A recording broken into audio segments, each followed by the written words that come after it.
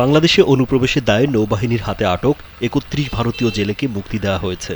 বৃহস্পতিবার সকাল ১০টায় পররাষ্ট্র মন্ত্রণালয়ের প্রত্যর্পণ চুক্তি অনুযায়ী মামলা প্রত্যাহার করায় আদালতের নির্দেশে পটুয়াখালী জেলা কারাগার থেকে কোস্টগার্ড দক্ষিণ জোনের কাছে জেলেদের হস্তান্তর করা হয়। পটুয়াখালীর জেলা প্রশাসক আবু হাসনাত মোহাম্মদ আরিফিন জানিয়েছেন, দুই দেশের বন্দি বিনিময় চুক্তির আওতায় ভারতীয় হাইকমিশনের প্রতিনিধি এস.এম. মাথির উপস্থিতিতে পটুয়াখালী জেলা কারাগার থেকে জেলেদের মুক্তি দেয়া হয়। পরে তাদের কলাপাড়া থানায় পাঠানো হয়।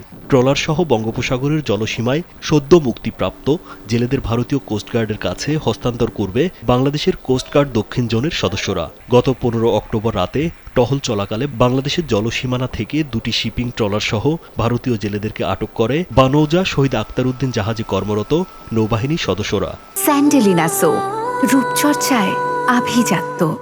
এ সময় ইলিশসহ বিভিন্ন প্রজাতির ৫০ মণ সামুদ্রিক মাছ জব্দ করা হয়। পরে আদালতের মাধ্যমে তাদের জেলা কারাগারে পাঠানো হয়। তাদের যে প্রত্যর্পণ চুক্তি আছে এই অনুযায়ী ছাড়া হচ্ছে। তাদের বিরুদ্ধে যে মামলা ছিল এটা সরকারি নির্দেশ অনুযায়ী স্বরাষ্ট্র মন্ত্রণালয় এবং পররাষ্ট্র মন্ত্রণালয়ের সিদ্ধান্ত অনুযায়ী মামলা প্রত্যাহারিত হয়েছে আদালত কর্তৃক, ঠিক আছে, বিজ্ঞ আদালত কর্তৃক। এবং তাদেরকে আজকে কোস্টগার্ডের কাছে এবং কোস্টগার্ডের মাধ্যমে ভারতীয় কর্তৃপক্ষের কাছে হস্তান্তর করা হচ্ছে।